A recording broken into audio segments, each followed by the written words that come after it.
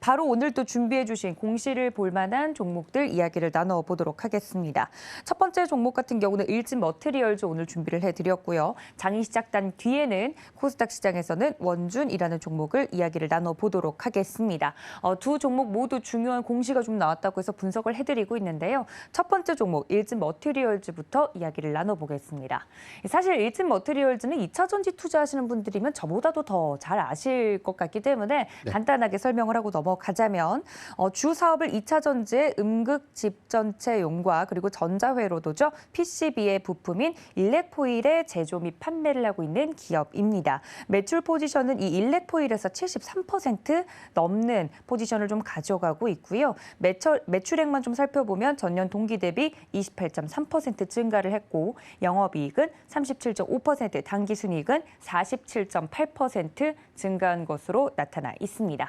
사실 이 일진 머티리얼즈뿐만 아니라 2차 전지 관련돼서는 최근 하락 장세에서도 잘 버텨주고 있어서 많은 분들이 이 종목은 잘 아실 것 같은데 어떤 공시 이슈가 나왔을까요, 대표님? 네, 바로 어제였습니다. 일진 머티리얼즈 풍문 또는 보도에 대한 해명이 있었는데 지금 이 공시가 일회성 공시가 아니라 이제 4월부터 좀 이어지는 공시였거든요. 내용 살펴보겠습니다. 풍문 또는 보도에 대한 해명입니다. 이 보도 매체 또는 이 풍문에 의해서 발생된 사실에 대해서 한국거래소에 어떤 이 공시 규정상의 어떤 이슈가 있느냐라는 어떤 것에 대한 해명입니다. 5월 24일자 보도였는데요. 내용을 살펴보겠습니다. 일진 머티리얼즈 매각 추진 검토 보도에 대한 해명입니다. 이 서울경제신문발 보도였고요. 2022년 5월 24일자입니다. 회사는 서울경제신문 2022년 5월 24일에 보도된 일진 머티리얼즈 매각 추진 관련 기사에 대해서 최대 주주에게 문의한 결과 회사의 최대 주주는 매각 주관사를 선정해서 일부 원매자에게 지분 매각을 추진하는 등의 다양한 전략적 검토를 진행 중인 것으로 확인하였으나 현재까지 구체적으로 결정된 거나 확정된 사항이 없다라고 좀 발표를 했는데 지난 최초 이 발표가 5월 24일에도 지금 일부 원매자에게 지분 매각과 관련된 이 다양한 전략적인 검토를 추진하고 있다라고 좀 밝혔는데 지금 1개월이 지난 시점에서의 어떤 재공시 사항이거든요. 이 풍문 또는 보도에 대한 어떤 조회 공시 사항에 대해서 1개월 단위로 제척 기간을 좀 두게 되는 건데 일단 이 부인 공시가 아니다. 즉 회사가 매각을 추진하지 않습니다라는 어떤 답변은 아니고 매각을 지금 검토하고 있는 것은 맞다. 그런데 이게 1개월 안에 사실상 가셔야 되는 어떤 결정 사항이 없다는 공시입니다. 이 일정상에서는 지금 다시금 9월 22일이기 때문에 지금 6월이니까 이제 앞으로는 3개월 후에 중간 이 공시 사항을 다시 한번 공시를 한다라고 회사는 밝히고 있습니다. 네, 관련돼서 이러한 또 이야기들이 나오고 있다 말씀을 좀 드렸는데 일진 머티리얼즈 지금 예상 체결 추이를 보니까 한 68,100원 선에서 예상가가 좀 움직이고 있는 모습인데요.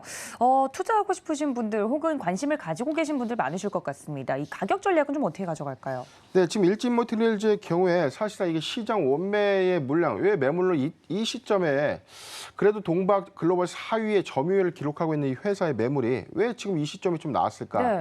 그리고 매각의 흥행 요소가 있을까라는 부분이 관건이었는데 이 공교롭게도 매각을 좀 결정하겠다고 좀 밝히고 나서 통상적으로 매각 기대감이 수반이 되거든요. 그렇죠. 올라가죠. 그런데 오히려 주가가 좀 급락했습니다.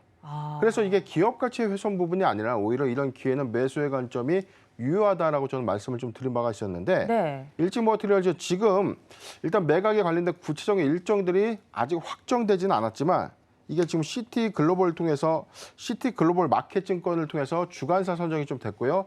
현재 이제 입찰 후보군으로는 지금 SK, LG 포스코 그리고 롯데케미칼 등이 좀 거론되고 있고 일부 사모펀드가 좀 거론되고 있는데 이게 최근에는 뭐 포스코에서는 검토를 안 한다라고 좀 이 선언을 한 바가 있었고 최근에 PI 첨단 소재에서 롯데케미칼이 사실 인수전에서 좀 실패를 했습니다. 그렇기 때문에 지금 일진 머티리얼즈의 입장에서는 사실상 좀 군침이 도는 매물이 아닌가 저는 그렇게 보고 있고 잠깐 이 차트 좀 살펴보면 전일 종가 지금 7만 원입니다.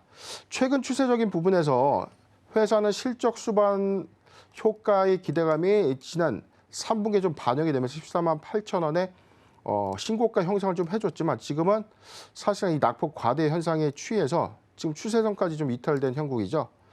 지금 추세선 7만 4천 원 구간도 좀 이탈을 했는데 저는 회사의 성장성을 좀 감안할 때 아직 인수 기대감은 소멸되지 않았다. 이 관점 때문에 저는 매수 유효하다고 아직도 좀 보고 있습니다. 확대해서 보도록 하겠습니다. 네. 매수하기 좋은 구간은요. 65,000원, 65,000원에서 7만 원 구간, 65,000원에서 7만 원 구간, 포트 비중 10%의 분할 매수 의견을 좀 제시해드리고 네. 지금 원매자의 어떤 추가적인 일정들이 7월 중순이면 보다 좀 가셔야된다라는 어떤 이 사항들도 지금 시장을 통해서 좀 확인되고 있고 적어도 7월 말 안에는 대체적인 어떤 인수 후보군의 윤곽이 나오지 않을까. 이 점이 중대한 모멘텀이라는 점 참고하셨으면 좋겠습니다. 오늘 코스닥에서 또 공시가 나온 종목 원준이라는 종목이 있다고 합니다. 이 종목도 이야기를 좀 나눠보도록 할 텐데요.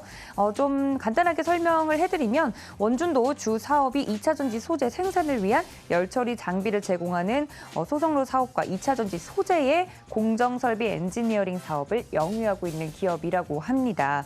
관련돼서 주요 고객사는 포스코케미칼, SM랩 그리고 LG화학 등으로 맞춤형 제품 개발 및 생산 공정 설비 솔루션을 제공하고 있다라고 이야기를 전해드리도록 하겠습니다. 2차 전지 소재와 관련된 종목이기 때문에 최근 2차 전지가 굉장히 핫하긴 한가 봐요. 네, 최근에 어떤 2차 전지 소재 좀 급락장 안에서도 비교적 좀 견고한 주가의 흐름을 좀 보여주고 있었는데 원준 기업 공시 잠깐 보겠습니다. 바로 어제였습니다. 회사 주요 사항 보고서 무상증자를 결정했는데 최근에 이 무상증자 결정 공시가 제출되고 난 이후에 주가가 좀 급등하는 이력들이 좀 있었어요. 노터스의 경우에 한 주당 8주의 무상증자를 결정하면서 한 가격 제한폭까지 한 5거래일, 6거래일까지 좀 상승한 이력이 있었고요. 최근에는 이 공구 음원의 이 주가 상승률이 좀 가파랐었습니다. 그렇기 때문에 급락장 안에서 소위 이제 투자하기 좀 힘든 그런 이 섹터나 이 주도 섹터가 좀 없다 보니까 무상증자 결정이 이 주주가치 제고 차원에서의 기대감을 좀 수반하면서 이 매기 유입 현상이 좀 가속화되고 있는데 오늘 공시를 좀 먼저 설명드리기 전에 무상증자를 결정하는 이런 회사들이 반드시 이익을 수반하는 것은 아니다라는 점을 좀 이야기드리고 싶은데 이게 관건이 뭐냐면요. 무상증자를 결정하기 전에 이미 기대감의 주가가 올라와 있거나 내부 이해관계자로부터 유출된 정보로 인해서 사실상 주가가 이미 올라 있습니다. 올라간 상태에서 무상증자 결정이 이루어지고 이후에도 주가 좀 급등하게 될 경우에 무상의 신주를 노리고 주식을 취득하는 행위 자체에서 권리락 이후에 주가 급락 이후 그리고 무상의 신주가 상장된 시점에 주가가 회복하지 못한다면 이건 또 손실을 좀 볼 수 있는 어떤 사항들이기 때문에 주의가 좀 필요한 사항입니다.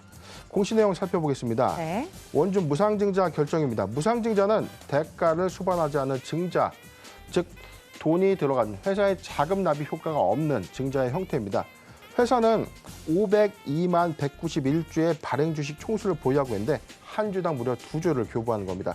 신주의 수는요 1,004만 382주입니다. 신주의 배정 기준일 7월 13일인데 많은 투자자분들이 좀 오인하시는 부분들이 7월 13일에 주식을 매수하면 무상 신주를 받을 수 있다고 아니죠. 오인할 수 있는데 결제일 개념이기 때문에 이 영업일 전에 매수하여야만 무상의 신주 2주를 받을 수 있다는 점도 참고하시길 바라겠습니다. 하단 내용 보겠습니다.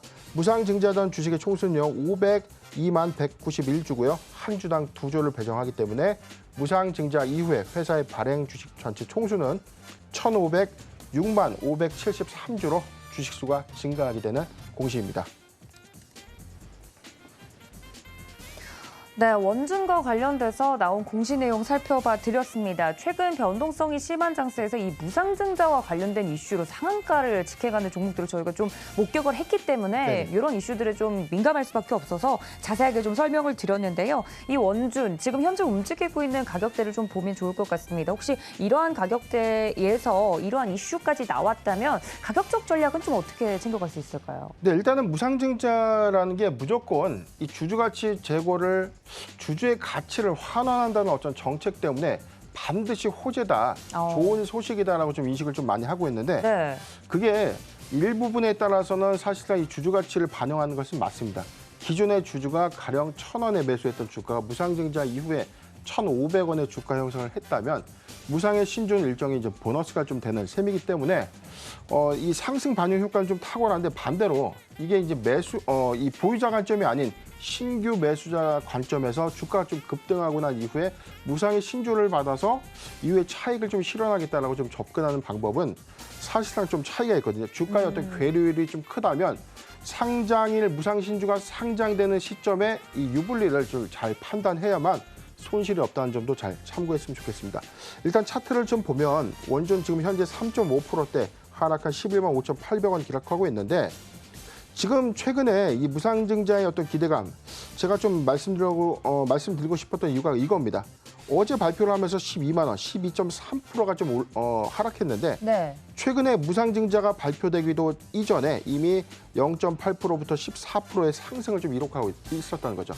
그렇다면 이게 재료를 수반했다, 기대감을 수반했다라는 어떤 관점보다는 기대감을 수반한 것은 맞지만 지금 무상증자를 발표하고 난 시점에 낙폭 과대 현상으로 좀 저는 보고 있는데 그렇다면 일정의 어떤 추세 하단 부분에서는 무상신주를 받을 수 있는 어떤 이 메리트도 좀 충분하지 않을까 저는 그렇게 예측을 하고 있고 오늘도 사실 이 낙폭 과대의 어떤 흐름들 좀 보여주고 있지만 저는 가격 지표선이 일정 부분 하락해 준다면 오히려 매수의 기회로 봐도 괜찮지 않을까 예측을 해드리겠습니다.